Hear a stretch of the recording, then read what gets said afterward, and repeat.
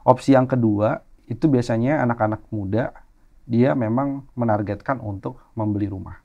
Ya. Nah, sekarang banyak ya ada KPR. Ah, takut riba, ada KPR syariah. Jadi banyak opsi-opsinya. Ada lagi yang kemudian dia nunggu dulu. Dia 3 tahun kontrak dulu atau sewa dulu di rumah itu yang ingin dibeli. Dia lihat dulu situasi sekitar. Nah, ini jadi salah satu fenomena yang banyak juga.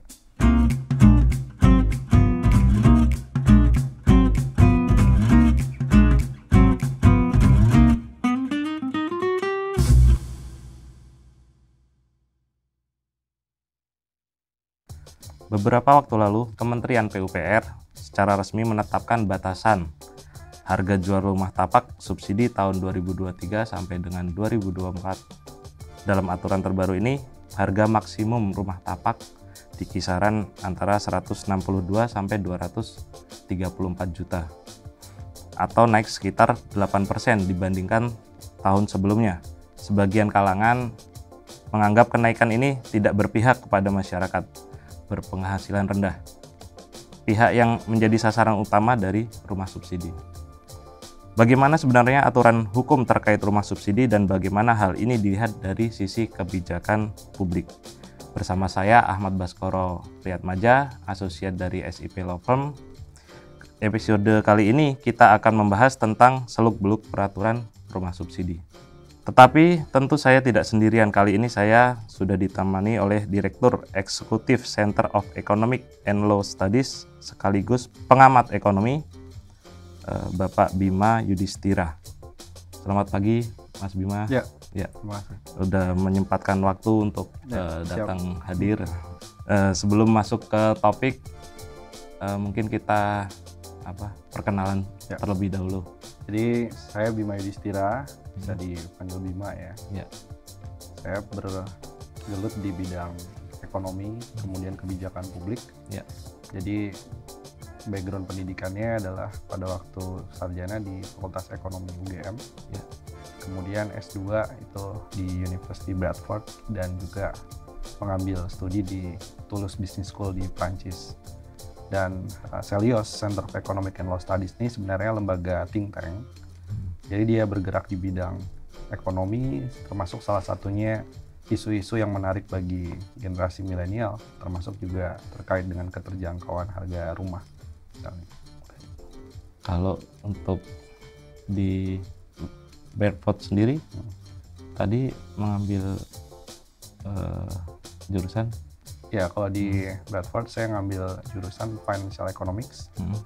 Kemudian di Toulouse Business School lebih ke Business Management. Mungkin rekan-rekan yang ingin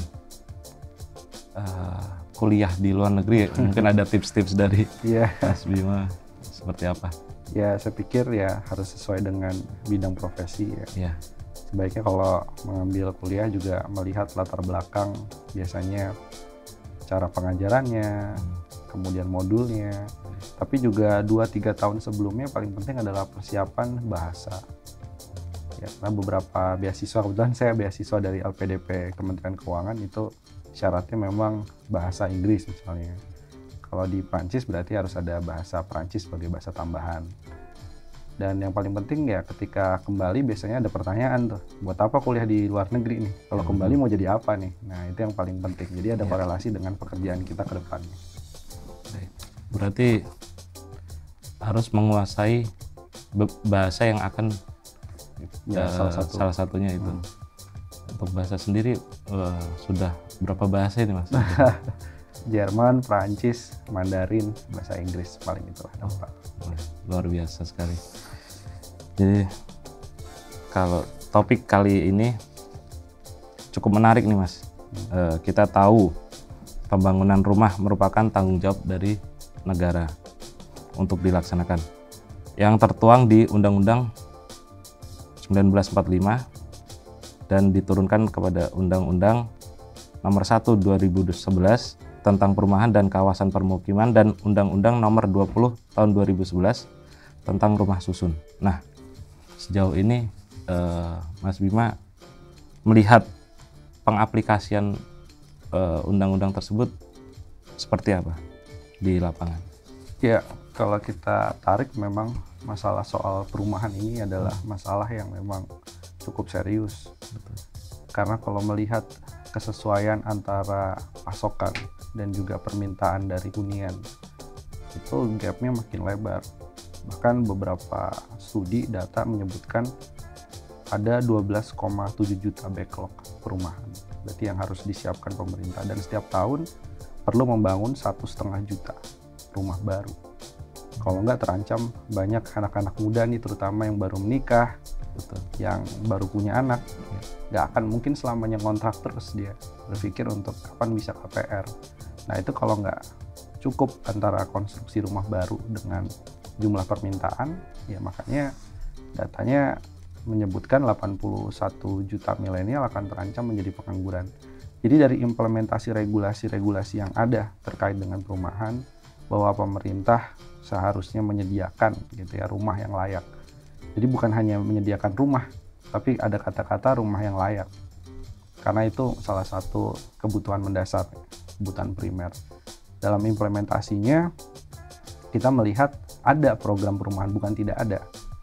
Tetapi kalaupun ada perumahan yang disebut perumahan subsidi atau perumahan rakyat, biasanya lokasinya sangat jauh misalnya dari perkantoran, sehingga mengakibatkan problem lain soal transportasi, soal sarana pendidikan.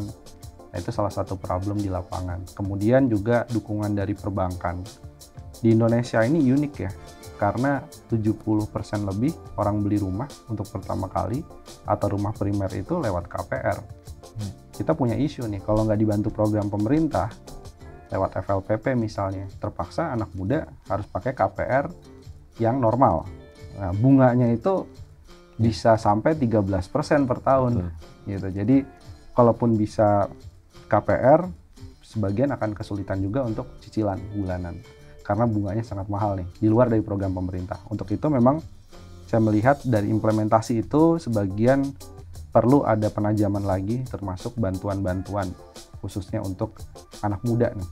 Dan dari berpenghasilan menengah ke bawah untuk bisa memiliki hunian yang layak. Dan kalau perlu hunian yang layak dan dekat kantor. Nah, itu lebih penting lagi tuh, hemat biaya transport tuh. Ya.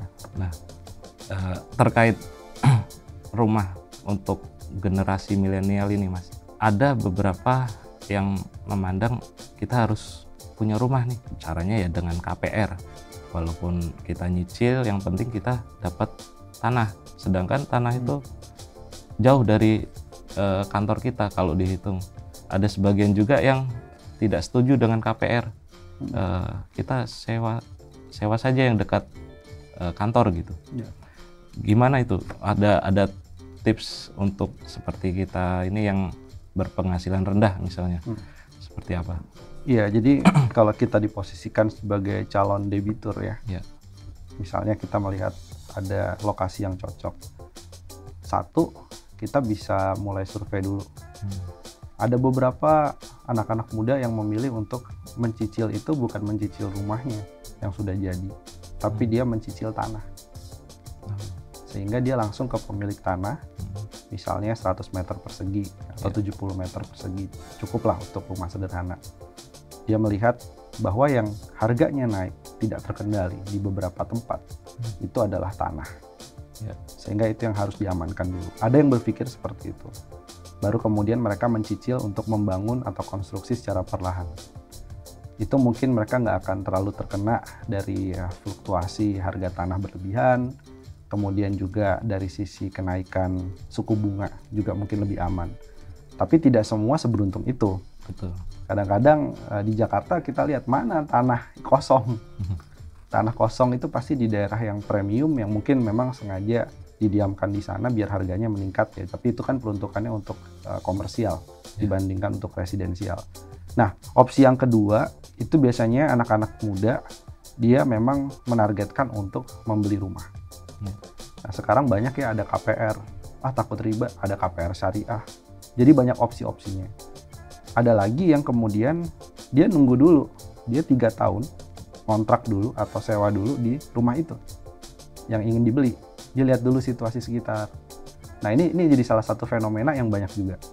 Jadi begitu dia nyaman, dia akan lanjut pada proses jual beli.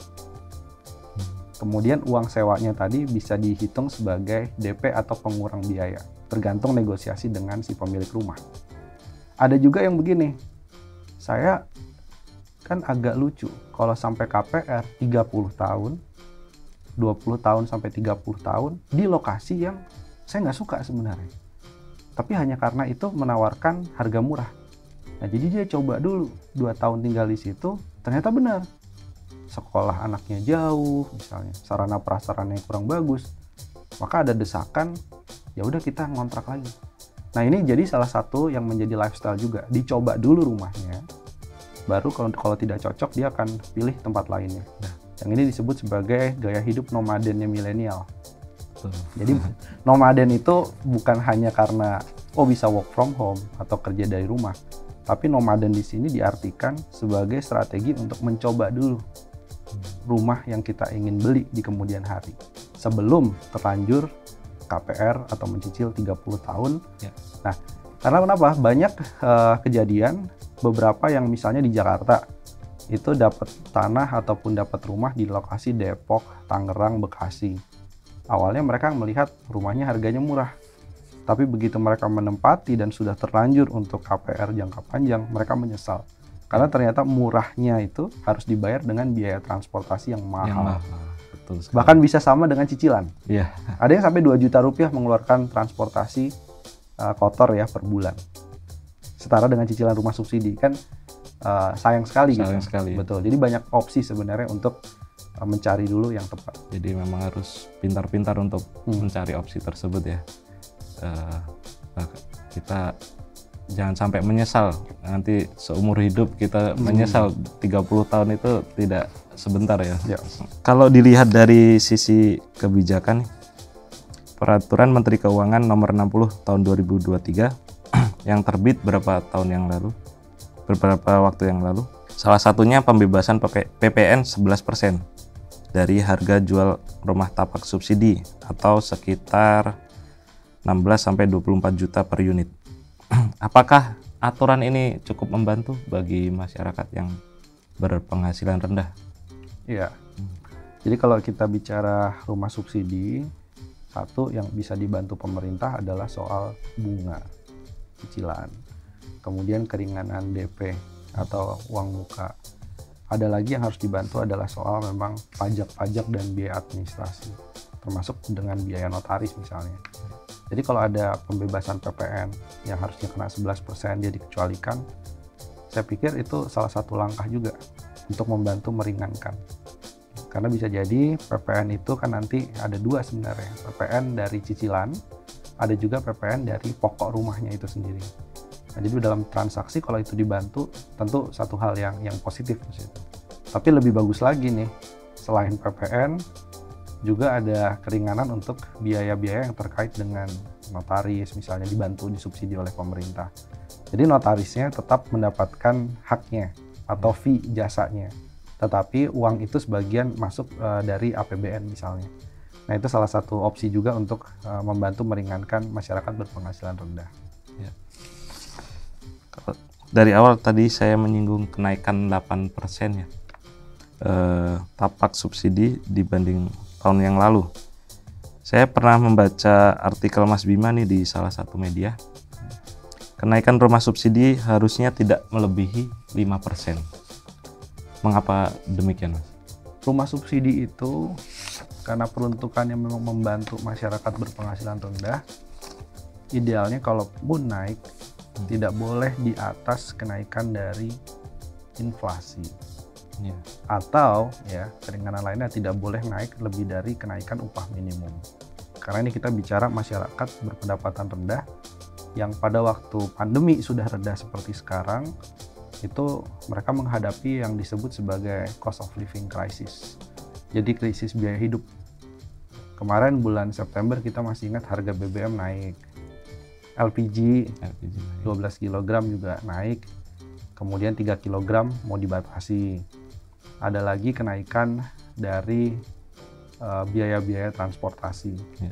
Biaya kebutuhan pokok juga mengalami kenaikan. Sehingga inflasi kita kan masih 4-5%. Jadi kalau ditambah kenaikan dari harga rumah subsidi dan kenaikannya di atas tingkat inflasi 4-5%, maka tentu itu bisa jadi memberatkan gitu ya dari sisi. Memang kita harus melihat juga secara objektif dari sisi pengembang, tentu melihat ini gak ada masalah gitu. Atau permintaannya memang tinggi gitu. Sehingga tetap harus ada yang membeli. Nah, tetapi kan kalau kita di posisi masyarakat berpenghasilan rendahnya sendiri, calon debitur rumah subsidi, begitu ada kenaikan 8%, yang jadi pertanyaan adalah kebutuhan apa yang harus saya hemat? Kebutuhan apa yang harus saya relakan untuk membeli rumah ini? Ya. Bisa jadi misalnya beli berasnya berkurang. Nah, itu kan dalam ekonomi ada begitu ya. Jadi ada opportunity cost yang harus dibayar. Saya harus tetap punya rumah subsidi meskipun harganya naik. Tapi mungkin ada beberapa biaya yang harus saya turunkan. Biaya misalkan ngopi mungkin. Ngopi itu, itu yang kecil lah ya. Biaya seperti menyekolahkan anak lah gitu. Betul. Atau biaya transportasi. Ya udah deh, ngalah deh. Yang penting dapat rumah subsidi meskipun jauh dari kantor. Tapi saya akan lebih hemat biaya transportasinya dengan naik motor sendiri misalnya. Tadinya pakai ojek online, sekarang pakai motor sendiri misalnya ke stasiun. Nah, itu beberapa hal yang harus jadi pertimbangan. Tapi di sisi yang lain juga kalau kita lihat rumah subsidi ini karena sesuai dengan amanat undang-undang juga, ini sebaiknya memang dicari cara agar tidak terjadi kenaikan harga jual berlebihan. Salah satunya adalah gimana mengendalikan spekulasi dari harga tanah. Kan kita sudah punya bank tanah sebenarnya. Ya. Nah, bank tanah itu harusnya difungsikan tuh untuk dia menjaga harga tanah dengan cara ngebeli dulu negara. Baru nanti kemudian bisa disewakan kepada pengembang. Pengembang hanya mengeluarkan biaya sewa tanah dan juga biaya konstruksi material. Itu salah satu cara juga. Di banyak negara, misalkan di Singapura lah. Singapura ini kan negara yang cukup ekstrim. Soal masalah properti, mau bangun di mana mereka kan? Apartemen, wah udah negaranya sangat kecil gitu. Apa yang mereka lakukan dengan bank tanah, mereka bisa mengendalikan spekulasi harga sehingga program-program rumah subsidinya itu sangat diminati. Bahkan beberapa hari terakhir ini sempat heboh di Singapura kalau nggak salah, ada anggota dari parlemen yang beli rumah subsidi di Singapura. Jadi saking terjangkau ini untuk semua lah gitu. Itu karena efek dari salah satunya bank tanah. Nah, di Taiwan pun juga ada beberapa kasus keberhasilan dari mengendalikan harga. Jadi artinya sebelum bicara kenaikan harga yang 8% itu, pemerintah bisa memastikan bahwa harga tanah bisa ditekan. Sehingga tahun depan jangan naik 8% lagi, atau tahun depan naiknya 10% dan lain-lain. Itu tentu bukan itu yang diharapkan dari rumah subsidi. Yang diharapkan adalah harganya tetap bisa stabil, tapi pengembang dapat untung. Berarti harga tanahnya nih yang harus diatur. Ya. Kita kan nggak punya tuh regulasi soal anti spekulasi tanah. Ya. Undang-undang anti spekulan tanah gitu untuk mengendalikan harga tanah kan nggak bisa. Diserahkan mekanisme pasar. Nah, problemnya harga tanah kenaikannya bisa puluhan persen memang, dan itu kadang-kadang kalau nggak diatur memberatkan pengembang juga. Bahkan beberapa pengembang rumah subsidi kalaupun naik harga 8% dari rumah subsidi, untung mereka juga nggak langsung naik 8%, belum tentu. Karena kecepatan naiknya harga tanah bisa lebih cepat daripada kenaikan harga rumahnya. Gitu. Dari sisi konsumen sendiri nih, masyarakat berpenghasilan rendah, untuk syarat membeli rumah subsidi itu berpenghasilan maksimal berapa itu, Mas? Ada aturannya? Ya, ada aturannya. Dia maksimal penghasilannya 7 juta. 7 juta per bulan. Per bulan. Iya. Baru boleh untuk membeli rumah yang subsidi. Ya, dengan beberapa syarat ya. Ya. Harus warga negara Indonesia. Kemudian juga harus melampirkan slip. Nah, ada beberapa syarat yang menarik nih. Kalau dia pekerja kantoran, gaji di bawah 7 juta rupiah per bulan, mungkin dengan mudah tinggal nunjukin slip gaji nih, ya ke banknya misalnya yang kerja sama FLPP. Ini saya berhak berarti mendapatkan rumah subsidi dan juga mendapatkan fasilitas KPR subsidi.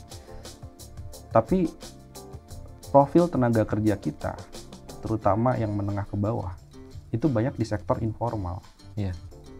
Sehingga ini kadang-kadang banyak yang di-reject untuk mendapatkan rumah subsidi. Ya. Pakai apa? Saldo tabungan dan lain-lain, agak sulit nih. Karena mungkin tercampur, dia misalkan jualan di warung. Jualan di pasar. Ya, jualan di pasar gitu ya. Tercampur tuh. Biaya bahan bakunya dengan penghasilan, betul, tercampur. Pencatatan keuangannya juga masih belum bagus. Padahal bisa jadi masyarakat berpenghasilan rendah itulah yang harus dapat sasaran utama dari rumah subsidi. Nah, sedangkan aturan untuk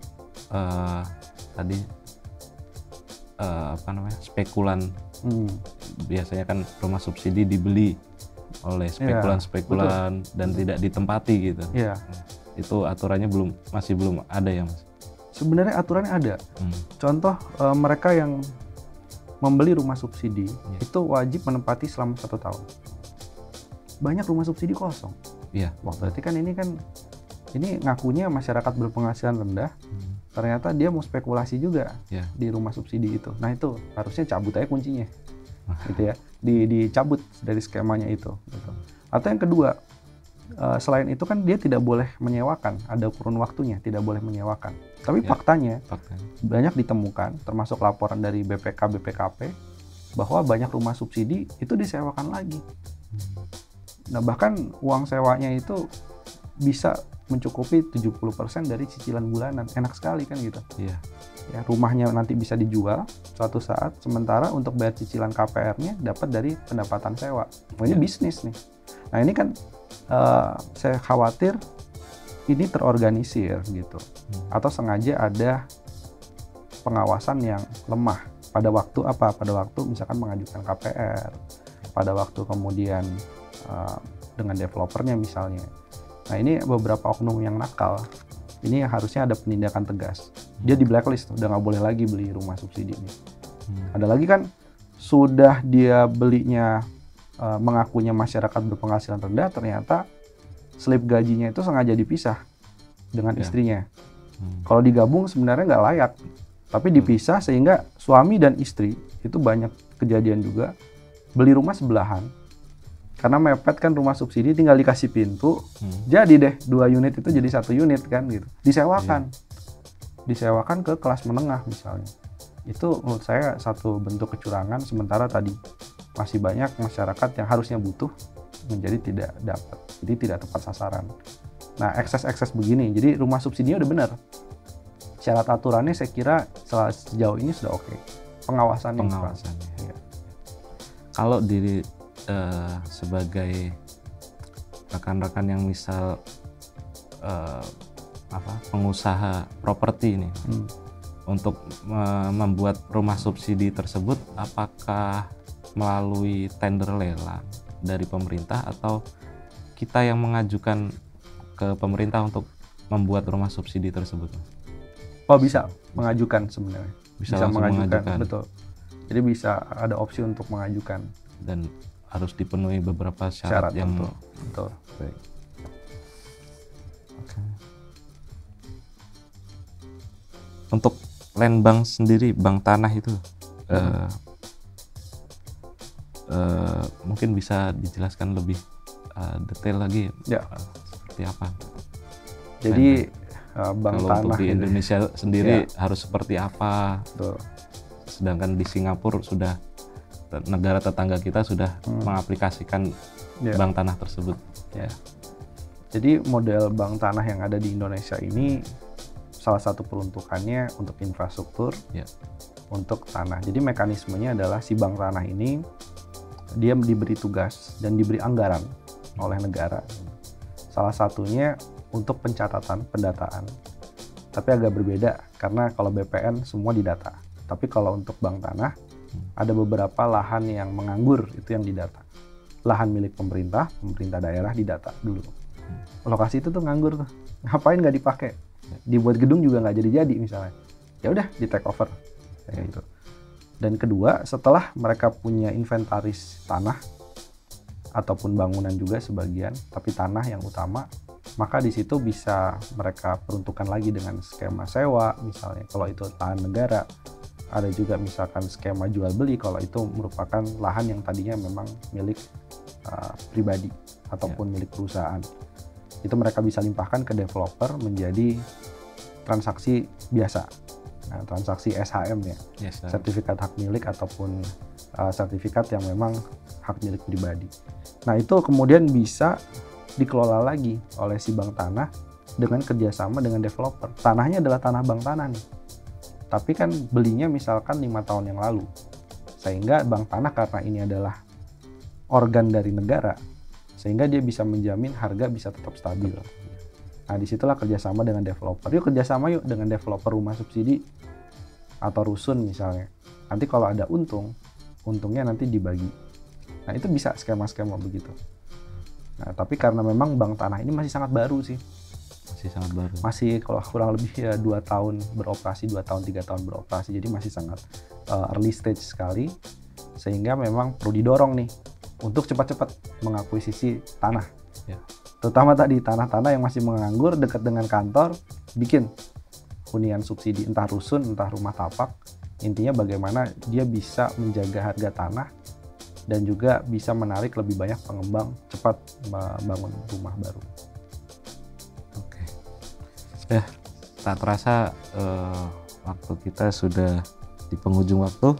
Terima kasih banyak atas ilmunya dan sharing kita sedikit ini, semoga bermanfaat dan menjadi inspirasi atau masukan kepada rekan-rekan semua.